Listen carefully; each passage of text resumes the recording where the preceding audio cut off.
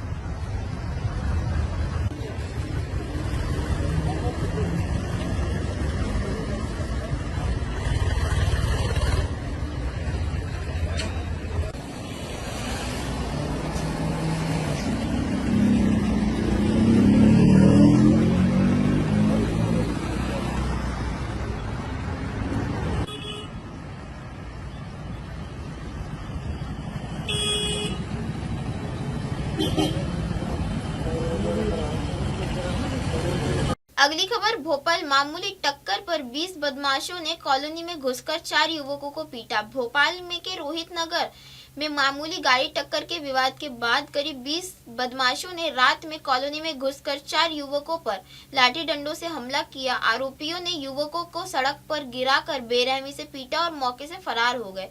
घटना शाहपुर थाना क्षेत्र के एक कवर्ड कैंपस में हुई थी। विवाद की शुरुआत 2 गाड़ियों की हल्की टक्कर से हुई थी, जिसके बाद दोनों पक्षों में बहस शुरू हो गई। हमले के समय कॉलोनी में दहशत का माहौल फैल गया। पड़ोसियों में प्रोफेसर विशाखा श्रीवास्तव के बेटे शेखर भी शामिल थे। शाहपुर पुलिस ने शिकायत के आधार पर FIR दर्ज कर आरोपियों की पहचान के लिए जांच शुरू कर दी है।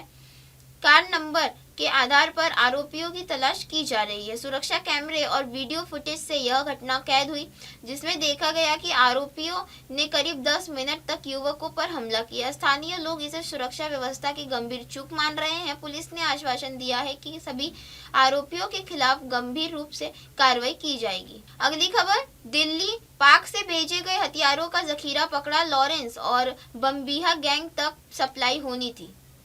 दिल्ली पुलिस की क्राइम ब्रांच ने अंतर्राष्ट्रीय हथियार तस्करी रैकेट का भांडाफोड़ करते हुए 4 आरोपियों को गिरफ्तार किया है। ये हथियार पाकिस्तान के ड्रोन के जरिए भारत ले गए थे।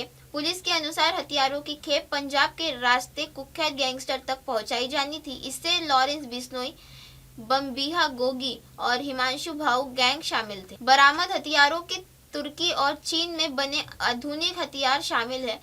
दिल्ली पुलिस को पहले इन तस्करों की राजधानी में हथियार सप्लाई करने की जानकारी मिली थी। रोहिणी इलाके में जाल बिछाकर आरोपियों को पकड़ लिया गया। मौके पर भारी मात्रा में हाईटेक हथियार बरामद किए गए। गिरफ्तार आरोपी पंजाब और यूपी के रहने वाले हैं। पुलिस पूरे नेटवर्क की जांच कर रही है और अन्य आरोपियों की पहचान में जुटी है। यह कार्रवाई राजधानी में हथियार तस्करी और गैंगस्टर नेटवर्क को ध्वस्त करने की दिशा में अहम कदम मानी जा रही है। अगली खबर, मुंबई फर्जी पुलिस बनकर ठगों ने 72 साल की महिला से उड़ा लिए 32.8 लाख रुपए। मुंबई के मुलुंड क्षेत्र में 72 साल की महिला से फर्जी पुलिस अधिकारी बनकर 32.8 लाख रुपए ठग लिए गए। ठगों ने खुद को कोलाबा क्राइम ब्रांच का अधिकारी बताकर मनी लॉन्ड्रिंग का डर दिखाया। पीड़िता ने अपने पति को बताया गया कि उनके खाते में 2.5 करोड़ रुपए का संदिग्ध लेन देन हुआ है और 25 लाख रुपए कमीशन जमा करना होगा। ठगों ने डर दिखाकर किसी से बात न करने की चेतावनी भी दी। अगले दिन वीडियो कॉल के जरिए महिला को बैंक जाकर 32.8 लाख रुपए ट्रांसफर करने के लिए कहा। डर और भ्रम में महिला ने रकम ट्रांसफर कर दी और पेमेंट स्लिप व्हाट्सएप पर भेज दी। कुछ घंटों बाद महिला को ठगी का एहसास हुआ और उसने अपने दामाद से कहने पर साइबर सेल में शिकायत दर्ज कराई। मुंबई साइबर सेल के मामला दर्ज कर बैंक और मोबाइल नंबर की ट्रेसिंग शुरू कर दी है। पुलिस ने चेताया है कि ठग अक्सर फर्जी वर्दी और वीडियो कॉल के जरिए वरिष्ठ नागरिकों को फंसाते हैं। यह घटना साइबर फ्रॉड और वरिष्ठ नागरिकों की सुरक्षा की गंभीर चुनौती को उजागर करता है। अगली खबर, कांग्रेस ने मनसे गठबंधन पर मतभेद तेज। महाराष्ट्र निकाय चुनावों को लेकर कांग्रेस के भीतर मनसे के गठबंधन पर मतभेद खुलकर सामने आ गए हैं। वरिष्ठ नेता विजय वडेट्टीवार ने भाजपा को हराने के लिए सभी विपक्षी दलों के साथ आने की वकालत की है, जबकि सांसद वर्षा गायकवाड़ ने स्पष्ट कहा है कि मुंबई कांग्रेस मनसे से गठबंधन नहीं करेगी। प्रदेश अध्यक्ष हर्षवर्धन सबकाल ने भी दोहराया कि बीएमसी चुनावों में गठबंधन का फैसला स्थानीय इकाई ही करेगी और कांग्रेस हिंसा में लिप्त दलों के हाथ नहीं मिलाएगी। वडेट्टीवार ने शरद पवार के विपक्षी एकता वाले बयान पर समर्थन किया और मनसे की सत्याग्रह मोर्चा के भागीदारी का उदाहरण दिया। वही गायकवाड़ ने कहा कि पार्टी का रुख पहले से साफ है। इस मुद्दे पर भाजपा ने कांग्रेस पर सुविधा की शिकायत का आरोप लगाया। मनसे की आलोचना पर कांग्रेस ने पलटवार करते हुए कहा कि वह अपनी विचारधारा पर अडिग रहेंगे हुए हर चुनौती का सामना करेगी। अगली खबर, गढ़चिरौली में मंत्री बावनकुले का बयान चर्चा में। गढ़चिरौली नगर परिषद चुनाव प्रचार के दौरान बीजेपी मंत्री और प्रदेश अध्यक्ष चंद्रशेखर बावनकुले का मैं स्टार प्रचारक हूँ, खर्च की चिंता मत करो वाला बयान सुर्खियों में है। जनसभा में महिलाओं को धूप में बैठा देखकर उन्होंने पंडाल की व्यवस्था पर नाराजगी जताई। जिला अध्यक्ष ने बताया कि बजट समिति है, क्योंकि हर खर्च का हिसाब चुनाव आयोग को देना पड़ेगा। इस पर बावनकुले ने कहा कि स्टार प्रचारक होने के नाते उन्हें हिसाब देने की चिंता नहीं और चुनाव आयोग को खर्च का वितरण दिखा दिया जाएगा। उन्होंने कार्यकर्ताओं से कहा कि बजट की टेंशन न ले। बयान के बाद राजनीतिक हलकों में चर्चा तेज हो गई है। विपक्ष इसे चुनाव खर्च नियमों पर सवाल उठाने वाला मान रहे हैं, जबकि बीजेपी कार्यकर्ताओं के अनुसार यह सिर्फ मंच व्यवस्था को लेकर दिया गया सहज बयान था। महाराष्ट्र में नगर परिषद चुनाव 2 दिसंबर को होने हैं और नतीजे 3 दिसंबर को आएंगे। काही बजेट नाही, चिंता नको करा। अरे निवडणूक अधिकाऱ्याला सांगू ना बजेट हे केवढ्याचं आहे, ते केवढ्याचं आहे, एक पडद्याचं का लावल 50 रुपये लावल, काही काळजी नको करा। निवडणूक आयोगाला हिशोब देऊ आपण, हिशोबच घेईन कधी आपला, ते हिशोबासाठी घेऊन राहिले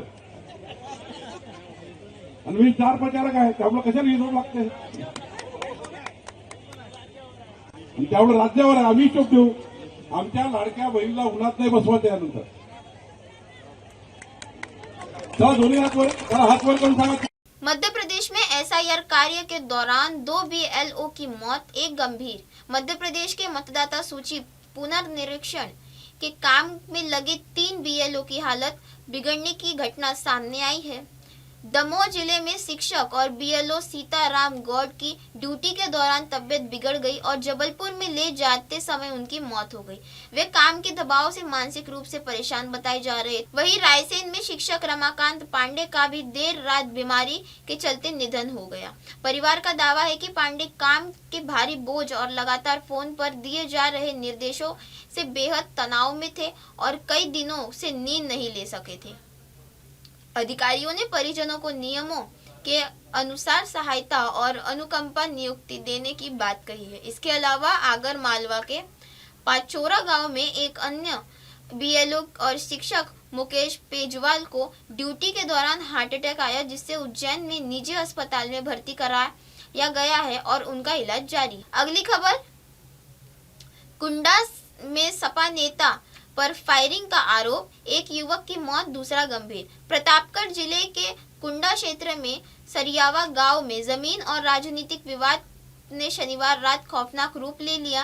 पूर्व प्रधान मोहम्मद मुअज्जब उर्फ गुड्डू और सपा नेता तनवीर के बीच पुरानी रंजिश के चलते कहासुनी के बाद अचानक फायरिंग हुई. गोली लगने से पूर्व प्रधान के बेटे फुरकान और साहिल गंभीर रूप से घायल हुए. फुरकान को सीने में गोली लगने से कुंडा सीएचसी में मृत घोषित कर दिया गया, जबकि साहिल को गंभीर हालत में प्रयागराज के एसआरएन अस्पताल रेफर किया गया. पुलिस ने मौके पर सपा नेता तनवीर और शहबाज को गिरफ्तार कर एक राइफल बरामद की है. इलाके में अतिरिक्त पुलिस बल तैनात कर स्थिति पर नजर रखी जा रही है. इसी बीच प्रतापगढ़ में 2 मोटरसाइकिलों की भिड़ंत में 2 लोगों अब्दुल गफ्फार और प्रियांशु यादव की मौत भी हुई. अगली खबर, जामनेर नगर पालिका में मंत्री गिरीश महाजन की पत्नी साधना निर्विरोध मेयर चुनी गई.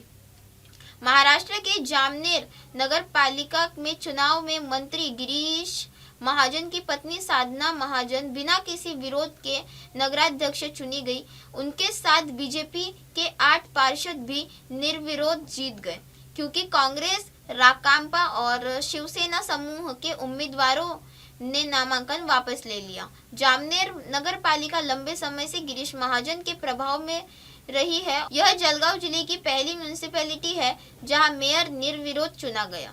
विपक्ष ने आरोप लगाया कि बीजेपी आगामी स्थानीय निकाय चुनाव को परिवार पहले की नीति में बदल रही है और सरकारी दबाव के जरिए विरोधियों को हटाया जा रहा है. कांग्रेस नेता विजय वडेट्टीवार ने कहा कि लोकतंत्र को कुचला जा रहा है, जबकि बीजेपी ने इस आरोपों को खारिज करते हुए कांग्रेस व राकांपा पर वंशवाद का आरोप लगाया. प्रदेश भाजपा अध्यक्ष रविंद्र चौहान ने दावा किया कि राज्य भर में 100 पार्षद निर्विरोध चुने गए हैं. इसी के साथ बने रहे देश और दुनिया की तमाम खबरों के साथ और देखते रहें MNS न्यूज. हाय, मैं हूँ तापसी पन्नू और आप देख रहे हैं MNS न्यूज.